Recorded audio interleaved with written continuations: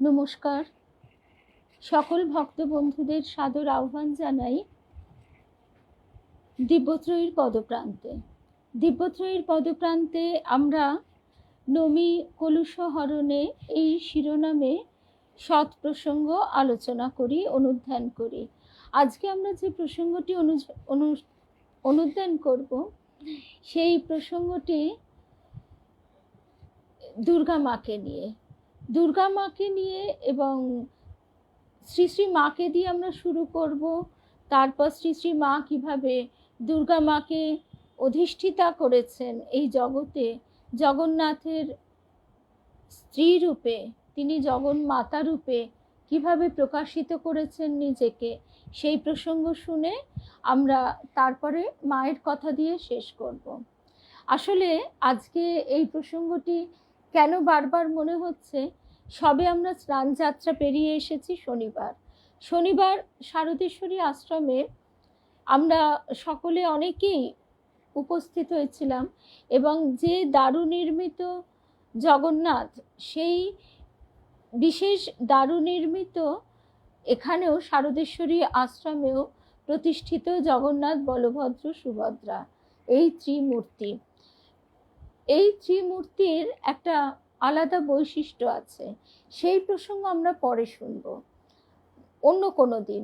আজকে আমাদের বিষয়টি একটু অন্যরকম, সেই বিষয়েই প্রবেশ করব। কিভাবে মাতৃশক্তির জাগরণ ঠাকুর ঘটিয়েছেন মায়ের মধ্যে দিয়ে। আবার মা বলছেন যে গাছটা বুড়ো হয় কিন্তু মরে যায় না, তার ঝুড়িগুলো সে নামিয়ে দেয়, আর তোমরা হলে আমার সেই ঝুড়ি। ঠিক এই কথাটি মা দুর্গা মাকে বলেছিলেন। আজকে আমরা সেই আসলে ওই যে প্রথমেই যে কথা বললাম, যে সেই ভাবটা আমাদের মনের মধ্যে এখনো বোধহয় সেই অনুরণন তুলছে, যে কারণে বারবার ঘুরে ফিরে এই দুর্গা মায়ের কাছে, গৌরী মায়ের কাছে, শ্রী শ্রী মায়ের কাছে ফিরে ফিরে আসতে ইচ্ছা করছে। আর সকল ভক্ত বন্ধুদের শুভ সন্ধ্যা জানাই। ঠাকুর মা স্বামীজির শ্রীচরণে সাষ্টাঙ্গ প্রণাম নিবেদন করে, শ্রী গুরুকে স্মরণ করে, জগন্নাথ মহাপ্রভুকে স্মরণ করে আমরা শুরু করব আজকের প্রসঙ্গ। স্মরণ করি দুর্গা মাকে। এখানে আমাদের ভক্ত বন্ধুরাও অনেকেই উপস্থিত হয়ে গেছেন, অনেকেই আমরা সমবেত হয়েছি। সকল ভক্ত বন্ধুদের শুভ সন্ধ্যা জানাই। রূপা, সুশান্ত কুণ্ডু, রূপা চক্রবর্তী, দুই রূপা, সুস্মিতা, রিমা, শর্মিলা, মৌসুমী, কুমকুম, শকুন্তলা, মানে আজকে আমার ছোট্টবেলার আরেকজন বন্ধুকে খুঁজে পেলাম, মানে খুঁজে পেলাম নয়, লাইভে পেলাম।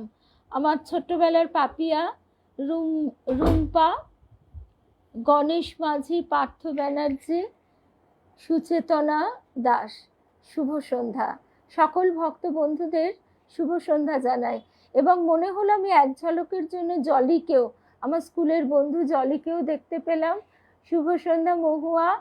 আর গতকাল আমাদের দেবেন দাদার বাড়িতে আমারই ছোটবেলার স্কুলের বন্ধু, সে 1 থেকে আমরা একসঙ্গে পড়েছি, নূপুরও এসেছিল।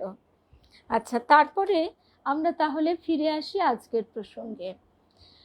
কমলা মা যখন আশ্রম কন্যা রূপে ভর্তি হন, দুর্গা মাতাই তখন আশ্রম বিদ্যালয়ের একচ্ছত্র শিক্ষয়িত্রী।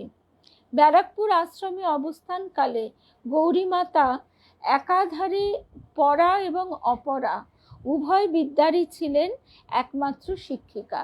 পড়া এবং অপরা বিদ্যা মানে আধ্যাত্মিক উন্মেষ এবং তার সঙ্গে যে বাস্তব শিক্ষা, বস্তুগত জগৎকে আমরা অস্বীকার করতে পারি না। আমরা বস্তু জগতে, স্থূল জগতে, নামরূপের জগতে বাস করে একে তো অস্বীকার করতে পারি না। তাই এই সমস্ত বিষয়ের শিক্ষা তিনি দিতেন। তিনি কন্যাদের যেমন আধ্যাত্ম বিষয়ে শিক্ষা দিতেন, জপ ধ্যান করাতেন, নানা দেবদেবীর গল্প বলতেন, আবার অবসর সময় তাদের সঙ্গে খেলাও করতেন। দুর্গা মা সে সময় ছিলেন ছাত্রী বয়সের কন্যা। এইবার যে কথাটি আমরা শুনছি যে দুর্গা মা তিনি জগতে এক বিশেষ উদ্দেশ্যে জন্মগ্রহণ করেছিলেন। কারণ দুর্গা মাকে পরবর্তীকালে শুভ সন্ধ্যা সঙ্গীতা, দুর্গা মাকে পরবর্তীকালে তার শুভ সন্ধ্যা রীনাদি কেয়া, তার এক সন্তান দীক্ষা গ্রহণের পর জিজ্ঞাসা করেছিলেন যে আচ্ছা মা, তুমি এর আগে কতবার এসেছিলে? দুর্গা মা তিনি ভূত ভবিষ্যৎ বর্তমান সব দেখতে পেতেন, এবং এটা যে কতখানি সত্য সেটা আমি আমার গুরুদেবের সান্নিধ্য লাভে একেবারে পুঙ্খানুপুঙ্খ অক্ষরে অক্ষরে জানি। তো সেই দুর্গা মা তখন বলেছিলেন যে এর আগে 6 বার আসতে হয়েছিল। অর্থাৎ এরা যে কোন স্তরের আত্মা সেটা আমরা অনুধাবন করতে পারি না। আমরা যখন দেবযান শুনছিলাম তখন এই প্রসঙ্গ আমরা শুনেছি যে বিভিন্ন স্তরে যে দেবদেবী বলতে আমরা বুঝি এরা কিন্তু সেই রকমই মহান আত্মা, সেখানে সেই স্তরে তারা বিরাজিতা। তারা সেই স্তর থেকে আমাদের ভূলোকে তারা নেমে আসেন জগতের কার্য উপলক্ষে, এবং সেই নির্দেশ তারা প্রাপ্ত হন। দুর্গা মা সে সময় ছিলেন ছাত্রী বয়সের কন্যা। মায়ের কাছে অর্থাৎ শ্রী শ্রী মায়ের কাছে তার দীক্ষা হয় 8 বছর বয়সে, এবং সন্ন্যাস গ্রহণ হয় 13 বছরে। কন্যাকে এক বিশেষ শক্তিতে শক্তিমতী করার উদ্দেশ্যে শ্রী শ্রী মা শারদা কন্যার সন্ন্যাসের সময় তার মাথা থেকে আরম্ভ করে সর্ব অঙ্গে হাত বুলিয়ে দিয়েছিলেন। দুর্গা মা তার সন্ন্যাস প্রসঙ্গে আমাদের কাছে প্রায়ই গল্প করতেন। তার কাছে আমরা যেমন শুনেছি সেরকমই আমরা এখন বলবো। মা ঠাকুরুনের কাছে আমি সন্ন্যাস প্রার্থনা করেছিলাম, বলেছিলাম মা আমায় গেরুয়া দিন, আমি সাধু হব, আপনার দেওয়া মন্ত্র জপ করছি, আপনার দেওয়া বস্ত্র পরব, মনের বস্ত্র মন্ত্র, মনের বস্ত্র মন্ত্র, দেহের আচ্ছাদন গৈরিক, আমি সন্ন্যাস নেব মা। একটি 12-13 বছরের মেয়ের মুখে এই কথা আমরা স্বাভাবিকভাবে শুনতে পাই না। মা ঠাকুরুনের কাছে সন্ন্যাস প্রার্থনার পরেও পিতার অনুমতি নিতে গৌরীমার সঙ্গে আমাকে শান্তিপুরে পিতৃগৃহে একবার যেতে হয়েছিল। নিজ ইচ্ছার পরীক্ষা সেখানে দিতে হয় পিতার নানা কঠিন প্রশ্নের উত্তরে। পিতা এবং আমি একাকী ছিলাম একখানি ঘরে, বলছেন দুর্গা মা। আমি কিছু ভীত ছিলাম সেই সময়, ভয়ে এই কারণে যে যদি আমার উত্তরে কোনো গোলমাল হয়ে যায় তবে আর পিতার কাছ থেকে অনুমতি পাবো না, কিন্তু তা হবে আমার পক্ষে মর্মান্তিক বেদনাদায়ক, কারণ গৌরীমাকে ওরা আমার পাশে তখন থাকতে দেননি। আমার একক মনকে পাঠ করার জন্য পিতা একাই ছিলেন। আজকে আমাদের বুঝতে হবে যে সেই যুগে, যে যুগে মেয়েরা লেখাপড়া শিখবে, এটাই এক প্রকার আশ্চর্য ঘটনা ছিল। এবং আদি শঙ্করাচার্য, আদি গুরু শঙ্করাচার্য, তিনি কিন্তু মেয়েদের সন্ন্যাস মঞ্জুর করেননি। তার কারণ হয়তোবা যে সেই সময় যা সামাজিক অবস্থা ছিল, সেই অবস্থায় একাকী বা কোনো সঙ্ঘে কোনো নারীর পক্ষে বাস করা কঠিন ছিল। কিন্তু তিনি বলেছিলেন মেয়েরাও অবশ্যই সাধন ভজন করতে পারে। কিন্তু এক্ষেত্রে সেই সূত্র ধরে আমরা দেখছি যে গৌরী মা প্রথম থেকেই দুর্গা মাকে তৈরি করছেন জগতের কল্যাণের জন্য। সেই সময় একটি দৈব ঘটনায় আমি বিদেহী পিতামহের অলক্ষ্য সাহায্য অনুভব করি, বলছেন দুর্গা মা। তাকে স্পষ্ট দর্শন করে তার 2 হাতের অভয় আশীর্বাদে আমি পিতার সব প্রশ্নের উত্তরে সসম্মানে উত্তীর্ণ হই। তবে এই গোপন কথা আর কেউ জানত না। কিন্তু মাতুল অর্থাৎ মামা, জ্যেষ্ঠ ভ্রাতা, এরা কিছুতেই সন্তুষ্ট হচ্ছেন না। পিতার মত হলেও এরা কিছুতেই মত দেন না। আমি কলকাতায় ফিরে আসার পর মাতামহী, মাতুল, ভ্রাতা সকলে এলেন উদ্বোধনে মা ঠাকরুনের কাছে। আমি ভীত অবস্থায় একাকী চুপ করে বসে মায়ের দেওয়া নাম কেবল জপ করে যাচ্ছি, আর মাকেই ডাকছি যেন তিনি সবার মন ঘুরিয়ে দেন, আমার মনের ইচ্ছে যেন পূর্ণ হয়। মা ঠাকরুন মাতামহীকে বললেন, তুমি মূল, তুমি আকর্ষণ ত্যাগ করো, তাহলেই সব হবে। স্বামী শারদানন্দজি অর্থাৎ শরৎ মহারাজ মাতুল, ভ্রাতা এদের এত আদর যত্ন করলেন আর এমনভাবে সব কথা বলে বোঝাতে লাগলেন যে আশ্চর্য, তাদের মন ঘুরে গেল। শেষ পর্যন্ত তারা সম্মতি দিলেন।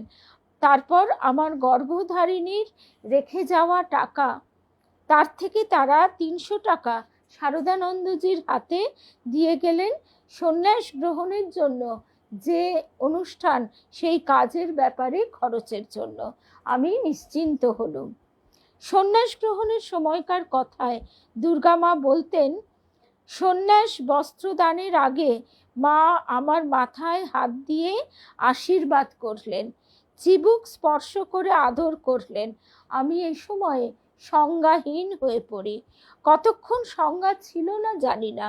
পরে দেখি আমার পরিহিত বস্ত্রের বদলে গৈরিক বস্ত্রে দেহ আচ্ছাদিত। আমরা জগন্নাথের সঙ্গে তার যে বিবাহের কথা আমরা এর আগে শুনেছি, আর সেদিন দুর্গা মায়ের ছবিখানি ছিল। আর যে কোনো জিনিসই যখন আমরা জেনে তার অন্তর্নিহিত অর্থ বুঝে উপলব্ধি করে সেই কাজটা করি, সেই কাজের গভীরতা অনেক বৃদ্ধি পায়।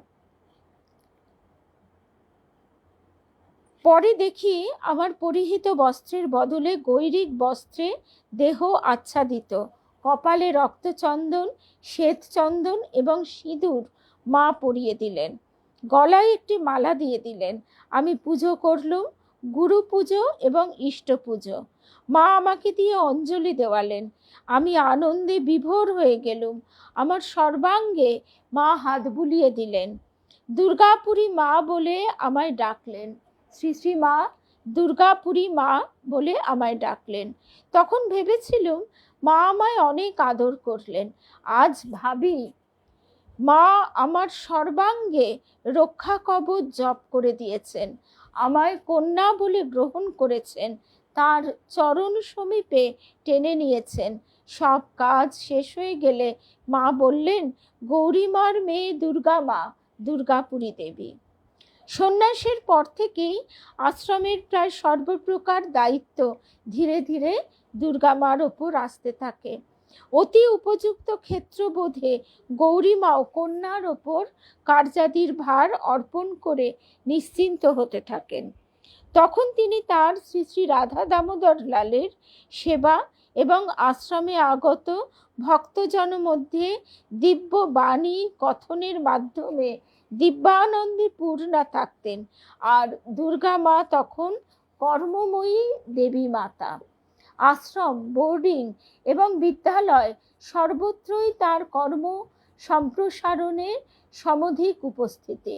তথাপি ছত্রছায়া রূপে আছেন তার পালয়িত্রী মাতা গৌরীপুরী দেবী। আশ্রমিক জীবনযাত্রার ধারা প্রবাহের মধ্যে তার বিশেষ শক্তি ভক্তমণ্ডলীকে আবিলতা থেকে অনাবিল জগতে উত্তরণের পথে সাহায্য করত। এই যে কথাটা আমরা শুনলাম, ভালো করে এই লাইনটি অনুধাবন করবার।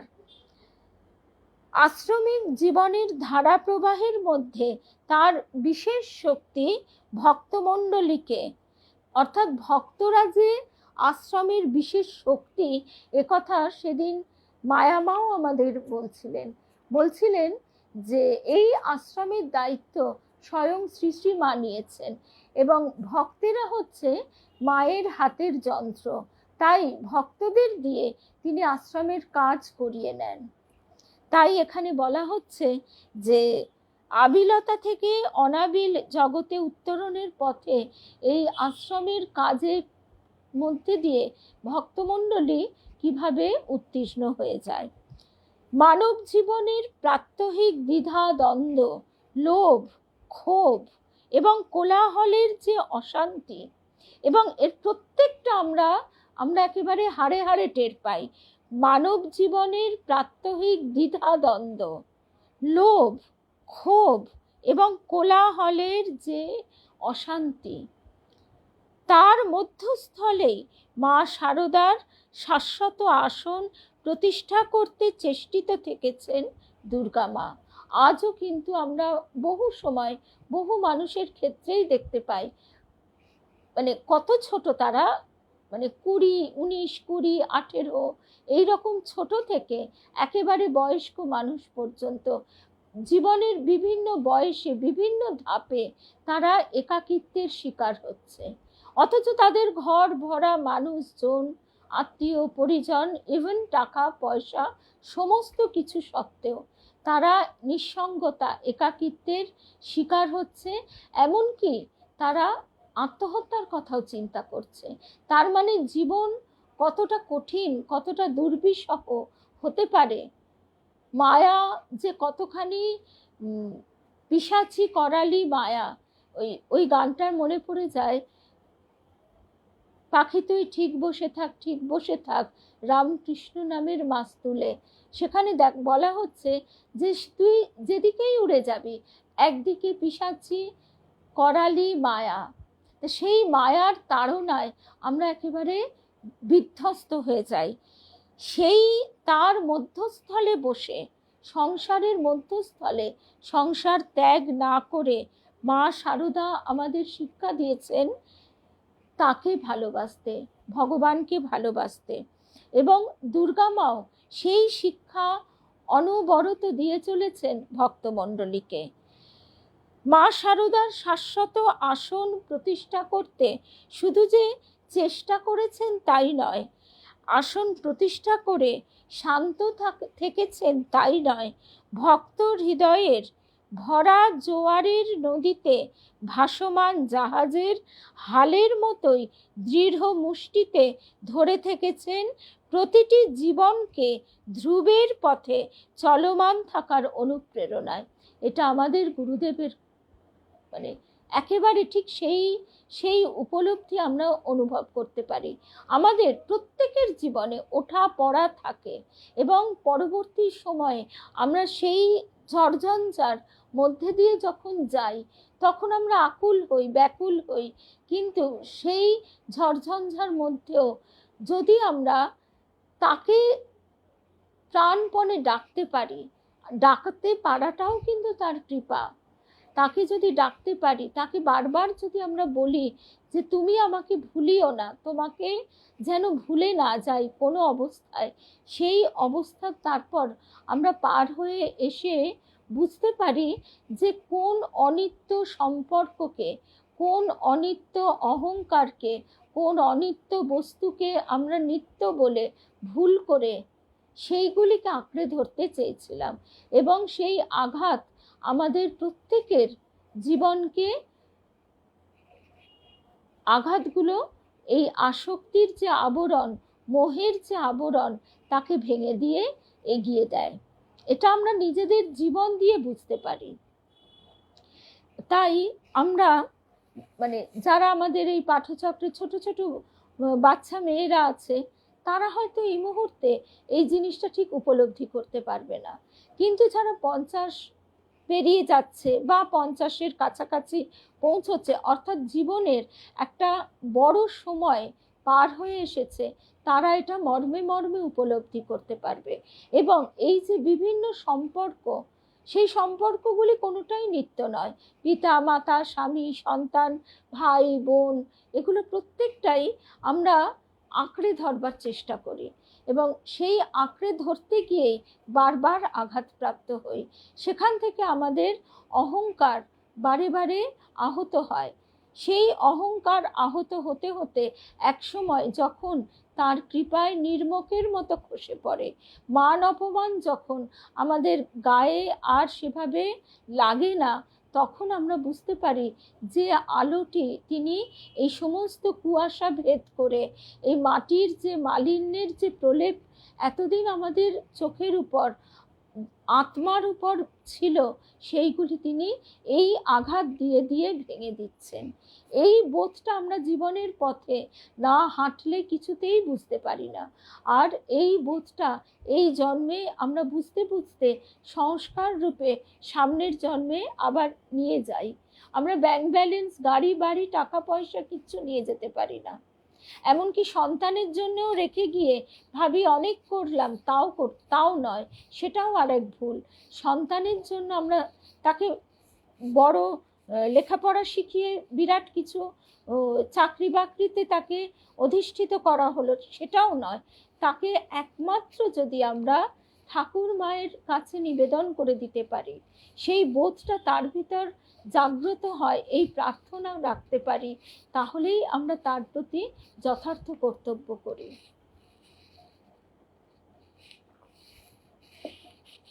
রবি ঠাকুর তার একটি গানে বলছেন, সব আশ্রয় স্বামী ভেঙে ভেঙে যায়, এক আশ্রয় যেন চিত লাগে রহিয়া। সেই একটি আশ্রয়কে যেন আমরা কখনো না ভুলি।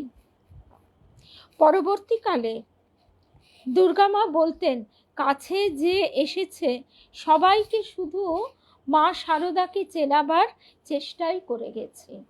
এই কথাটাও বিশেষ বিশেষ প্রণিধানযোগ্য। দুর্গা মা বলছেন, কাছে যে এসেছে সবাইকে শুধু মা শারদাকে চেনাবার চেষ্টাই করে গেছে। এখন তিনি দেবী, তিনি যেটা পারেন আমরা তো সেটা পারি না, আমরা নিজেরাই মাকে চিনি না। স্বামী ভূতেশানন্দজি মহারাজের অপূর্ব এই কথাটি বারে বারে তাই স্মরণ হয় যে আমরা মায়ের মাহাত্ম্য বুঝতে না পারতে পারি, কিন্তু মায়ের মাধুর্যকে তো আমরা সবাই বুঝতে পারি। সেই মাধুর্যটুকু তো আমাদের প্রাণের ধন, সেই মাধুর্যটুকু আমরা আস্বাদন করতে পারি। আর তার পায়ে আমাদের এই যে সন্তান হচ্ছে সবচেয়ে সবচেয়ে মানে পিছু টানের জায়গা, সেই তাকে আমরা যদি সঁপে দিতে পারি, তাহলে আমরা মায়ের এই কথাটা উপলব্ধি করতে পারবো। কাছে যে এসেছে সবাইকে শুধু মা শারদাকে চেনাবার চেষ্টাই করে গিয়েছি, তাকে জীবনে ধারণা করতে পারলে তবেই জন্মের সার্থকতা। মাও আমাদের বলছেন যে আমি মা, আমি গুরু নই, আমি মা, আমি মা, তুমি সন্তান, এইটি বুঝে নাও। ব্রহ্মচারী সন্তানকে বলছেন তোমাকে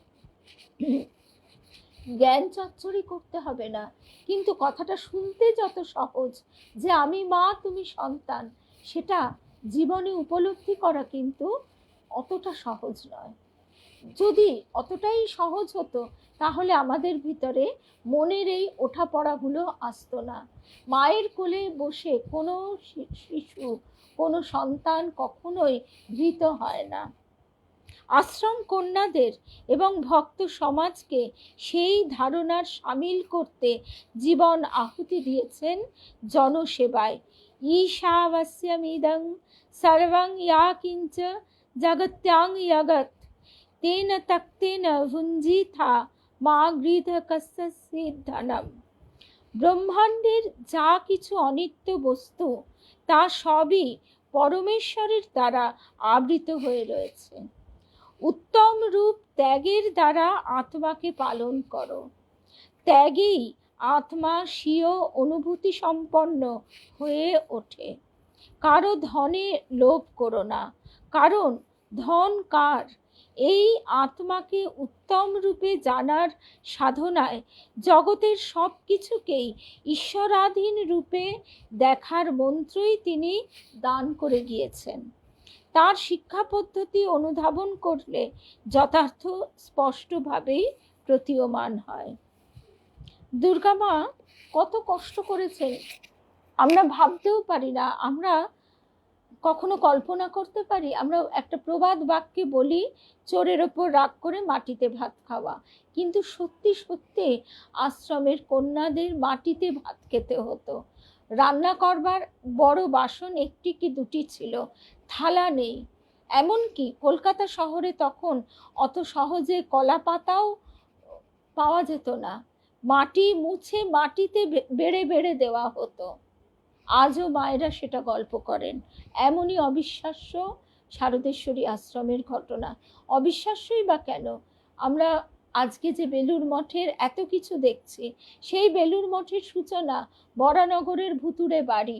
সেখানে তারা কি খেতেন?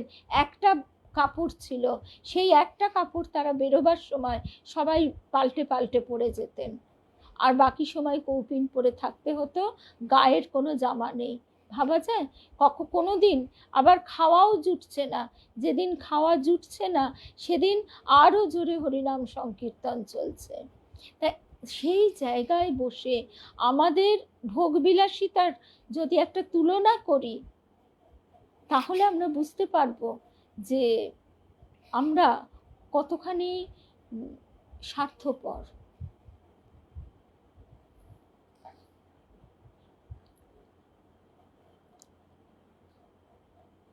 গৌরীমার আদর্শে দুর্গা মা ছিলেন নিত্য প্রতিষ্ঠ।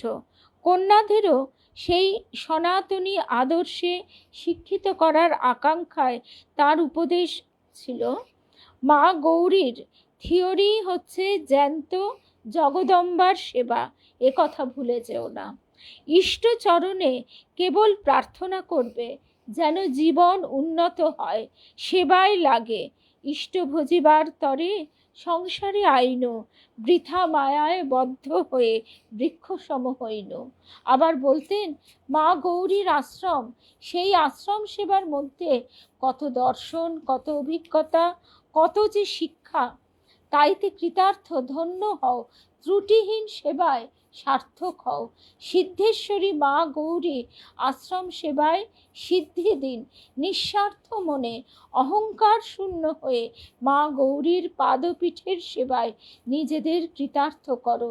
সকল মাতা তারই রূপ, তোমরা সেবিকা কন্যারা সেবা করে ধন্য হও। তার আদরের কন্যাদের বলতেন, তোমরা কন্যারা বড় আশার ধন। আশ্রম আত্মসুখের কেন্দ্র নয়, আত্মজ্ঞান লাভের সন্ধানের সূচনার স্থান। গুরুর ইচ্ছাই শিষ্যের ইচ্ছা। গুরু যা ভালোবাসেন, শিষ্যের একমাত্র করণীয় কার্য তাই। এর ব্যতিক্রম ভুল, বাতুলতা। মায়েরা, তোমাদের অহংকারে আশ্রম যেন পীড়িত না হয়। মাতাগণ, মনে প্রাণে সকলের সঙ্গে যুক্ত থেকে আশ্রম কল্যাণে রত থাকো। স্বামী বিবেকানন্দের বাণী সবাই স্মরণ করো, কেহ বা তোমারে মালা পরাইবে, কেহ বা তোমারে পদ প্রহারিবে, কিছুতেই চিত্ত প্রশান্তি ভেঙো না, সদাই আনন্দে রহিবে মগনা। আমরা সংসারের সামান্য কথাতে কত আমাদের গায়ে লেগে যায়। আমরা শুরুটা এখান থেকেই করতে পারি। সংসারে সমস্ত যে মান, অভিমান, অপমান, এই মানে লেগে যাওয়া, ইগো ক্ল্যাশ, এইখান থেকে নিজেদের আমরা রূপান্তরিত করবার চেষ্টায় নিজেদের নিয়োজিত করতে পারি। তারপর এবারে আমরা আবার মায়ের কাছে চলে আসি। আশ্রম তখন 53/1 শ্যামবাজার স্ট্রিটের ভাড়া বাড়িতে। নিজস্ব আশ্রম বাড়িটি তখনও নির্মিত হয়নি। কন্যাদের সমগ্র দিনের ভরাট কর্মধারার মধ্যেও আসত এক এক দিন একটি আনন্দময় বিরাম। সেদিন হতো মায়ের দর্শনে গৌরীমা ও দুর্গামার সঙ্গে কন্যাদের উদ্বোধনের বাড়িতে যাওয়া। গৌরীমার হাতের রান্না এবং শ্রী শ্রী রাধা দামোদর লালের প্রসাদ শ্রী শ্রী মা শারদা খুব ভালোবাসতেন। মায়ের জন্য প্রসাদ কন্যারাই বহন করতেন। সে সময় উদ্বোধন বাড়িতে পূজনীয় স্বামী শারদানন্দজি ছিলেন অধ্যক্ষ মহারাজ। মাতৃগত প্রাণ ছিলেন তিনি, আর মায়েদের দলটিকে দেখলে তিনি বড়ই খুশি হতেন। কোনো কোনো দিন মায়ের শরীর সুস্থ না থাকলে অথবা আহারে রুচি না থাকলে দুর্গামাকে ডেকে তিনি বলতেন, বুড়ি, দুর্গামাকে শ্রী শ্রী মা, স্বামীজি, তারপর স্বামী শারদানন্দজি, এরা সবাই বুড়ি বলেও সম্বোধন করতেন। তা স্বামী শারদানন্দজি বলতেন, যেদিন শ্রী শ্রী মায়ের শরীর সুস্থ থাকতো না, বুড়ি, এই এই প্রসাদ মা ঠাকুরুনের পছন্দ, তোরা তৈরি করে এনে মাকে খাওয়াবি। গৌরমা যেমনটি করে এনে মাকে খাওয়াতে পারেন, তেমনটি কিন্তু আর কেউ পারে না। স্বামীজির আদেশে গৌরীমা আর দুর্গা মা নিজেদের কৃতার্থ বোধ করতেন। মায়েদের কাছে এমন গল্পও আমরা শুনেছি যে মা শারদার প্রসাদ পাওয়া হয়ে গেলে একটি পাথর বাটি এনে স্বামীজি দরজার বাইরে থেকে, মানে স্বামী বিবেকানন্দ বাড়িয়ে দরজার বাইরে থেকে হাত বাড়িয়ে ঘরে ঢুকিয়ে দিয়ে দুর্গা মাকে বলতেন, এই বুড়ি, মায়ের প্রসাদ ওই আনারসের চাটনি কিন্তু আর কারণ নয়, সবটা আমার। গৌরীমা তাই বেশি করে প্রসাদ নিয়ে যেতেন। আর স্বামী শারদেশ্বরী আশ্রমের প্রসাদ, এখানে আজকে আমার বন্ধু, ছোট্টবেলার বন্ধু পাপিয়া আছে, পাপিয়াকে আমি পরে ফোন করে বলবো। আর যারা কখনোই শারদেশ্বরী আশ্রমে মানে এখনো অবধি পৌঁছতে পারেননি, তার কৃপা সকলের জন্য বলি, তারা যদি একটিবারও যান আর একটিবারও প্রসাদ পান, তারা উপলব্ধি করবেন মিষ্টি প্রসাদ নয়। মায়েরাও বলেন অন্নপ্রসাদ না হলে আর কি হলো। সেদিন আমরা স্নান যাত্রার দিন আমরা সকালবেলা গেছি, আর স্বাভাবিক শুধু তো একদম উপবাস করে তো যেতে পারি না, সব নানা রকমের ব্যায়ামের জন্যে সে চা বিস্কুট খেয়েই গেছি। রূপা, আমি, আমার পুত্রও গেছে। মায়েরা প্রসাদ দিলেন, সে যে কি অমৃত, একটা শালপাতার বাটিতে। আমার হাজব্যান্ড পরে বলছে, শালপাতার বাটিতে তো বেশি নয়, খিদে পেয়ে গেছে তো। আমি বললাম না, বেশি নয়, এটাই আশ্চর্য যে প্রসাদ যে কণিকা মাত্রতেও কতটা পেট ভরে যায়, আমি পুরোটা খেতেই পারলাম না। খিচুড়ি হলুদ ছাড়া, অদ্ভুত, কোনো তেল মশলা কিচ্ছু না, মুগের ডালার গোবিন্দভোগ চালের খিচুড়ি, আলুর দম, পাঁচমিশালি তরকারি আর সিন্নি। সে যে কি অমৃত, সে তার বর্ণনা করার ভাষা নেই। আর প্রথম যেদিন প্রসাদ পেয়েছিলাম, সেটার জন্য আমি সৌরভের কাছে মানে সবসময় কৃতজ্ঞ, কারণ সৌরভই প্রথম আমাকে এই জায়গাটির কথা বলে। লালজি ওর মধ্যে দিয়েই টেনেছেন। সৌরভ অনেক দিন আগেই বলেছিল, সেই করোনা কালের আগে, কিন্তু ওই আমি যেহেতু ওইসব দিক চিনি না, আর গিয়ে ওঠা হয়নি। আসলে লালজি তখন চাননি যে তার কথা আমরা জানতে পারি। তারপর যখন আমরা গেলাম, তখন সৌরভ বস্ত্র বিতরণ একটা অনুষ্ঠান করেছিল।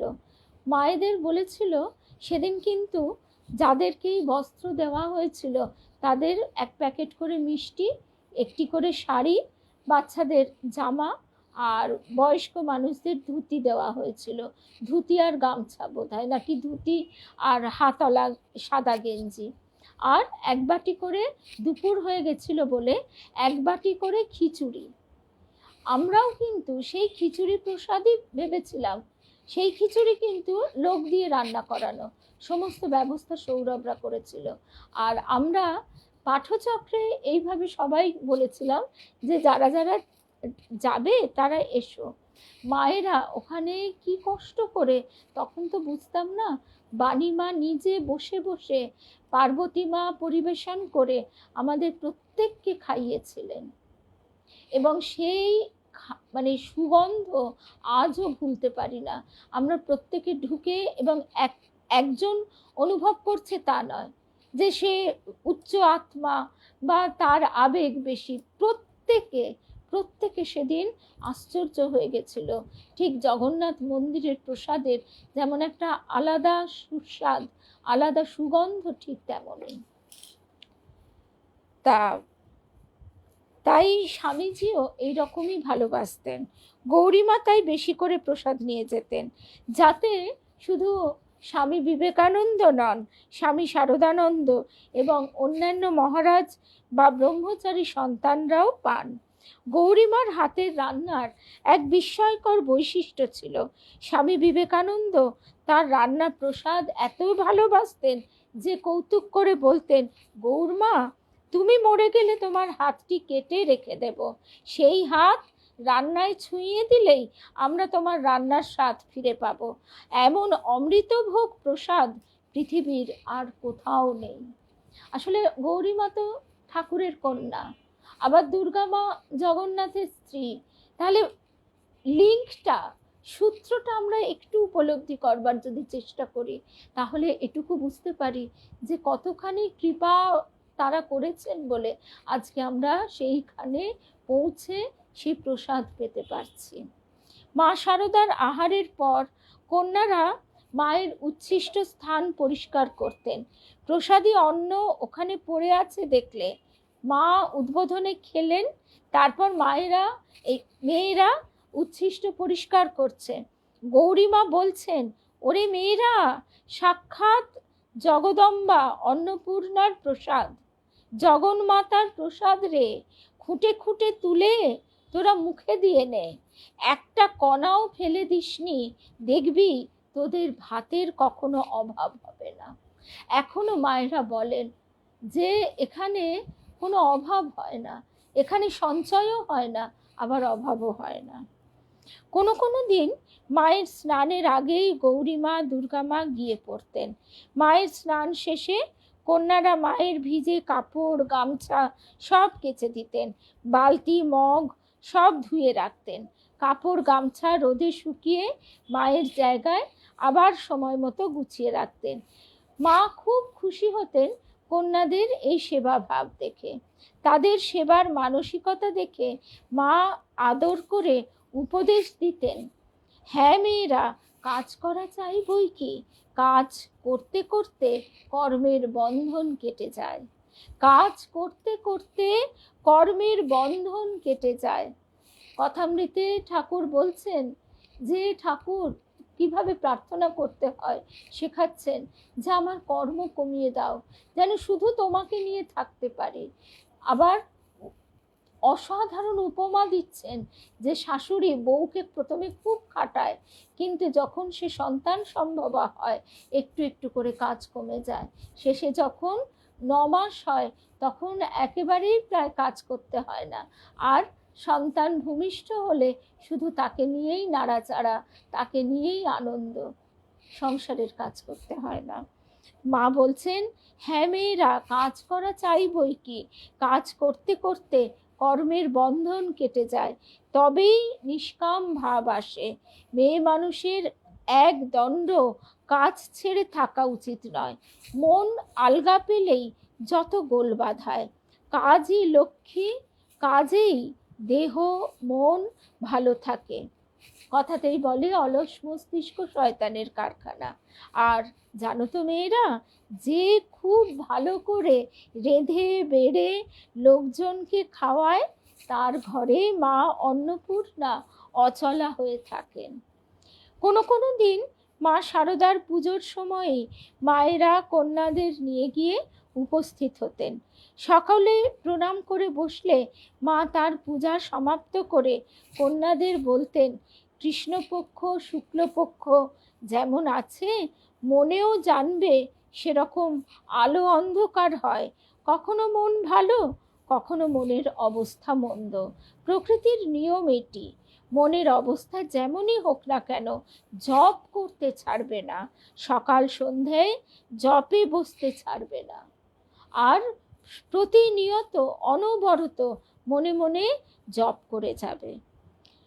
আরও বলতেন মা, মায়েরা সব জপ ধ্যান করো আর সৎসঙ্গে থাকো, অহংকারকে কিছুতেই মাথা তুলতে দেবে না। দেখো মন তো ছলনাময়ী, মা বলছেন দেখো মন তো ছলনাময়ী,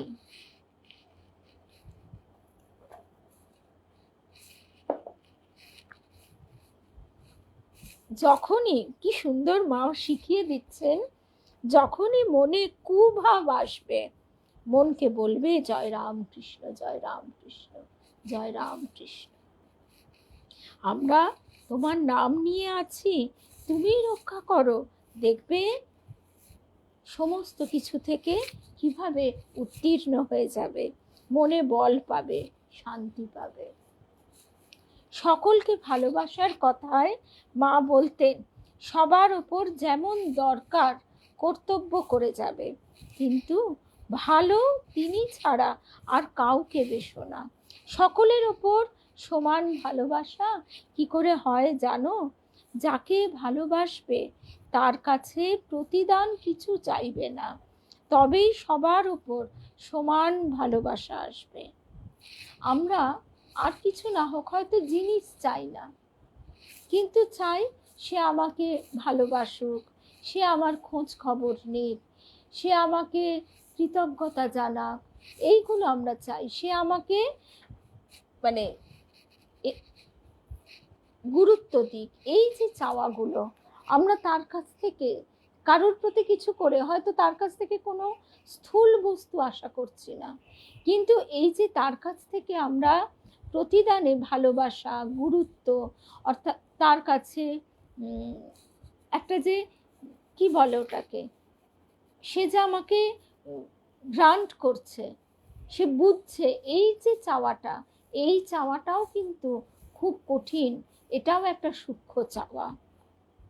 মা বলছেন ঠাকুরই একমাত্র রক্ষাকর্তা, এটি সর্বদা মনে রাখবে, এটি ভুললে আর চলবে না। আজকে শর্মিতা দিয়ে আছো আমাদের শারদেশ্বরী আশ্রমে, এটি ভুললে চলবে না। মন ঠিক রাখার জন্য রোজ অন্তত এক অধ্যায় গীতা পড়বে। মা, শ্রী শ্রী মা বলছেন মন ঠিক রাখার জন্য রোজ অন্তত এক অধ্যায় গীতা পড়বে। যেদিন সময় হবে না সেদিন অন্তত 2-4টি শ্লোকও পড়বে। গীতা পাঠে মন স্থির হয়, মন শুদ্ধ হয়। আমরা এই যে মারা গেলে একটা গীতা দিয়ে দিই বুকের ওপর, ছোট্ট এইটুকু পড়াই গেল না, আবার যাকে ওইসব থালায় করে ছোট ছোট স্টিলের প্লেটে করে গীতা, একটা পৈতে একটা সুপারি আর একটু মিষ্টি বা একটা কয়েন, এগুলো একটা মানে রিচুয়ালে দাঁড়িয়ে গেছে। গীতাকে নিজের অন্তরে নিতে হবে, আত্মীকরণ করতে হবে, তখন তার সময় নেই। গীতার সময় থাকতে থাকতে যদি আমরা উপলব্ধি করতে পারি, বিশ্বাস করতে পারি, এবং ওই যে ঠাকুর বলছেন যে একটা মাটির কলসি, সেটাও যদি পাথরের ওপর নিত্য এক জায়গায় রাখা হয় তাহলে সে জায়গায় একটা ছাপ পড়ে যায়। মাটির কলসিও পাথরের ওপর ছাপ ফেলে, তাহলে আমাদের অন্তরে গীতা সুনিশ্চিত সেই ছাপটি ফেলবে, সংস্কার রূপ ছাপটি, যেটা আমরা নিয়ে যাব। আমাদের এই যে পথ চলা, যেমন দিনের পর রাত আবার দিন, তেমনি তো জন্মের পর মৃত্যু আবার জন্ম, এইটা আমরা বুঝতে পারি না বলেই ভয় পাই। মা শারদা পূজা সম্বন্ধে মেয়েদের বলতেন, মেয়েরা সব মন যেন তোমাদের স্থির থাকে। মেয়ে মানুষের উদ্দণ্ড রাগ অলক্ষ্মীর লক্ষণ। মন স্থির করে একবার ডাকলে লক্ষ জপের কাজ হয়। সারাদিন ধরে লোক দেখছে জপ করে যাচ্ছে, জপ করে যাচ্ছে, অথচ মন জপে নেই, তাতে ফল কি? মন চাই, তবে তো তার কৃপা। ওই যে আমাদের গুরুদেব বলতেন, মনকে ফুল ফুল পদ্ম করো, মনকে হৃদয় পদ্ম রূপে প্রস্ফুটিত করো, আর ভক্তিচন্দন মাখিয়ে তার চরণে নিবেদন করো। তুমি যখন বাজার থেকে ফুল কিনে আনো, কত বাছো, পচা না থাকে, পোকা না থাকে, তাহলে তোমার ওই মনটা তুমি তার চরণে কি দেবে? একটা পোকা যুক্ত, কীটদষ্ট, পচা সেই মন তুমি তার চরণে কি দিতে পারো? পারো না। তাই সেই মনকে প্রস্তুত করো, তার চরণের যোগ্য হবার প্রস্তুতি নাও। আমাদের গুরুদেব দেবীমা বলতেন পুজোর কাজ একান্ত যত্নের সঙ্গে করবে, ভোগ রাগ সময় মতো দেবে, জানবে ঠাকুর সাজানো পুতুল নন, সব সময় জানবে ঘটে পটে নামে তিনি সর্বদা বিরাজ করেন। নাম করতে করতে স্থিরতা আসে। আমরা রিনাদি এই কথাটা তুলেছিল যে অনেক দিন আগে, কিন্তু কথাটা ভুলতে পারি না। এই যে আমরা সবাই একসঙ্গে শুনি, শ্রী শ্রী মাও বলতেন যখনই তোমরা সময় পাবে মেয়েরা, তোমরা একসঙ্গে বসে তার কথা আলোচনা করবে, তার কথা একজন পড়বে, সবাই মিলে শুনবে। যে পড়ছে তারও তো কানে ঢুকছে। এবং এই যে পারস্পরিক আদান প্রদানের মধ্যে দিয়ে রিনাদির কথাটা আবারও স্মরণ করি। রিনাদি বলেছিল যে তাহলে তো আমরা তাকে দেখেছি। নিশ্চয়ই সেই বিশ্বাস যদি ধ্রুব বিশ্বাস যদি থাকে তো অবশ্যই দেখেছি। এই যে আমরা গোপাল সেবা যখন করি, আমরা কি তাকে পেতলের একটা পুতুল ভাবি? তা তো নয়। ঠিক তেমনি আমরা ছবি, ছায়া এবং কায়া, ঘট এবং পটে তিনি নিত্য বিরাজিত, সে কথা মা স্বয়ং বলছেন। আর মায়েরা, মা বলছেন সত্যকে নিয়ে থাকবে।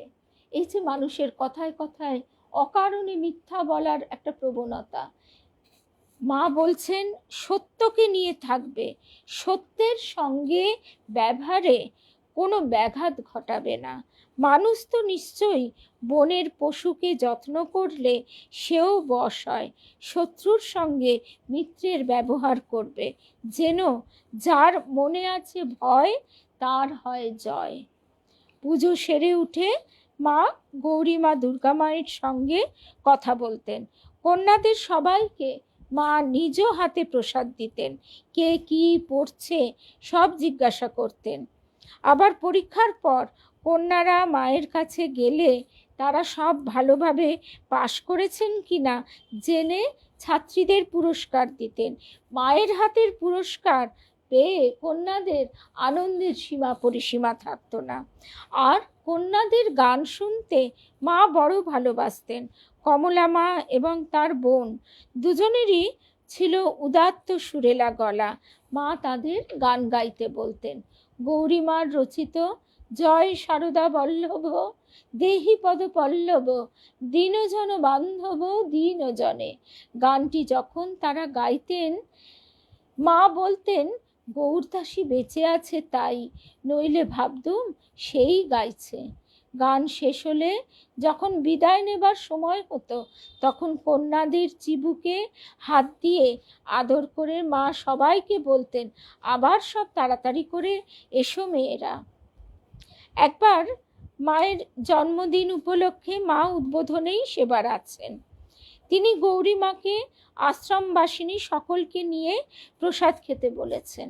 ওদিকে আবার শরৎ মহারাজও এক ব্রহ্মচারী সন্তানকে পাঠিয়েছেন যে গৌরী মা যেন সকল কন্যাকে নিয়ে উদ্বোধনে যান। দুপুরবেলায় গৌরী মায়ের সঙ্গে আমরা উদ্বোধনে উপস্থিত হলাম। গৌরী মা এবং দুর্গা মা উভয়ে নব বস্ত্র, ফুলের মালা, মিষ্টি প্রভৃতি নিয়ে গেছেন। তারা যেতেই মা স্বয়ং দুহাত পেতে তাদের প্রদত্ত জিনিসগুলি গ্রহণ করলেন আর গোলাপ মাকে বললেন রাখবার জন্য। দুর্গা মা মাকে কাপড়খানি পরতে অনুরোধ করায় মা তক্ষুনি সেই নতুন কাপড়টি পরলেন।